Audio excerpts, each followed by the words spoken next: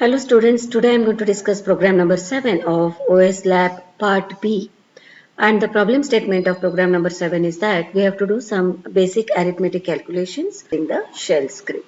So let us see the shell script and try to understand each and every statement. So the first line is a shebang line. Second line is echo statement. So why do we use echo statement? To display the message. So whatever is the message, what is the message here? The message says that evaluation. So we are going to display the message evaluation of arithmetic expression. Then there is one more echo statement. So on the next line, it will also display this message which says enter the first number. Okay. So we expect the user to enter the number, and since user is going to enter the number, we have to accept and store that number. So which command we use to accept? We use the command read to accept the input from the user, and whatever value the user enters will be stored into the variable A. Then we are displaying one more message for the user which says enter the second number, and we are reading that number, or in other words we can say that we are accepting the input from the user, that is the second number, and we are storing that number into the variable B. Fine. Then if you see, there are 5 echo statements, and each echo statement displays a number. For example, 1 dot addition, next is 2 dot subtraction, 3 dot multiplication. So what are we doing exactly with these echo statements? So we are displaying the menu, like 1 is addition, 2 is subtraction, 3 is multiplication, 4 is division, 5 is modulus, right? So we expect the user to choose any one of these number between 1 and 5, and depending upon the choice given by the user, we will be performing the arithmetic operations, whether it is addition, subtraction, multiplication, division or modulus. These will only display the menu on the screen, and now we expect the user to enter his or her choice. So we display this message echo enter your choice. Fine. So user will enter either 1 or 2 or 3 or 4 or 5. Now whatever choice user enters, we have to store that choice. So how do we do that? We read that choice using the read statement, and we use the variable choice to store the choice of the user. Now we want to compare if choice is equal to 1, or else if choice is equal to 2, else if choice is equal to 3. So we can use else if ladder, or we can also use the case statement. Now we have already studied the switch case statement in C program. In shell script there is no switch case, but there is just one case. Okay. So there is a case construct, we can say. So we have to use the keyword case.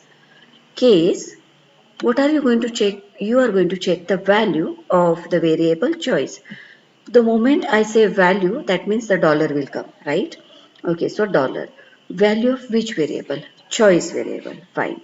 So we say that case dollar choice. What are the different options that you want to match? 1, 2, 3, 4, 5. So you will use the keyword in. Okay. So we say case dollar choice in. It can be choice number 1. So this is how we write. See the syntax of the case. So this is our choice 1.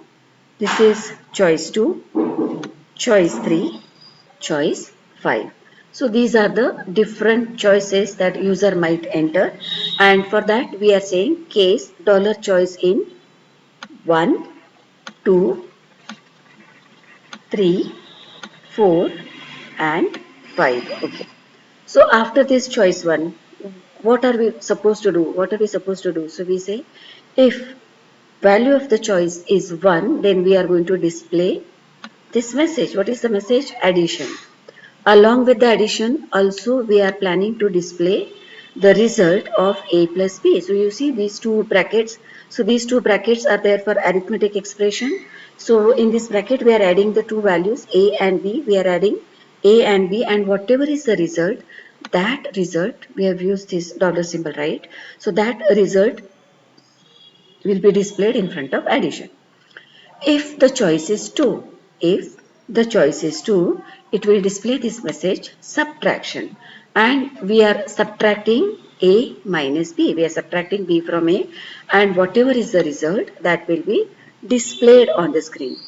Similarly, if choice is equal to 3, we are going to display this message multiplication, and we are multiplying A and B, and whatever is the result, that result will be displayed in front of this multiplication. What is the fourth choice? Fourth choice is division. Now when it is division, we have to be very careful about not dividing any number by 0. So if the second number or if the value of b is 0, there is an issue. If it is not 0, then we can actually divide, we can actually perform the division. So when the choice is 4, we are checking whether value of b or whether the second number is not equal to 0. We are confirming it's not equal to 0, well and good. So if it is not equal to 0, we are displaying this message division and we perform the division. A divided by B, whatever is the value, that value will be displayed. Else means this condition is false. B is not equal to 0, false. That means B is equal to 0. So if B is equal to 0, we have to display this message which says division by 0 not allowed. Okay, and then if it is not 4, then maybe the choice is 5. So if choice is 5, again if we are doing the modulus operation, again in modulus operation we have to make sure that the second number is not equal to 0. So we check with if condition. If b is not equal to 0, well and good. Let's do the modulus operation. So we display this message modulus and we calculate a modulus b, and whatever is the result, that result will be displayed. So when the control will come to the else part, the control will come to the else part when b is equal to 0. Okay. And then it will say modulus by 0 not allowed. Fine. Suppose if user does not enter any of these numbers, the choices are not between 1 and 5. So automatically the control will come to default. So how do we give default? We give the default using star and bracket. So if the user does not enter any values between 1 and 5, the control should come to default. In shell script, the default is denoted by star and bracket.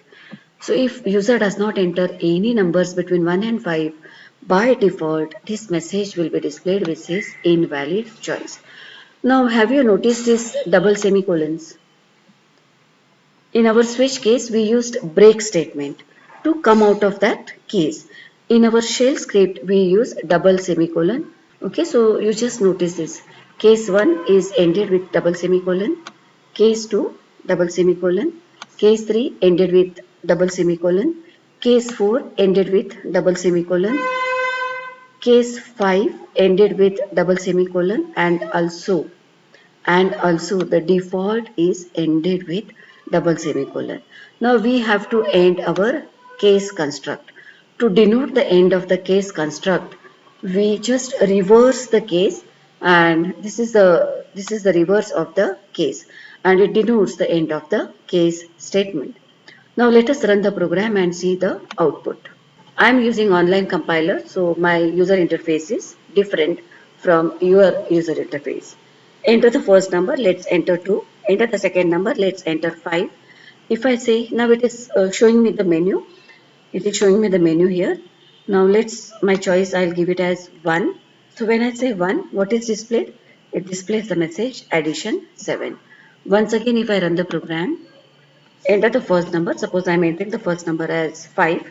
I am entering the second number as 0, and my choice, this is the menu displayed to me. And if I enter my choice as 4, 4 is for division. Can you see this? Division by 0 not allowed. Why? Because the second number that we entered is 0.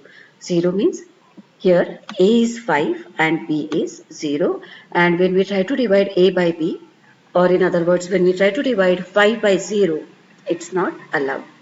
That's all for the day. Thank you so much.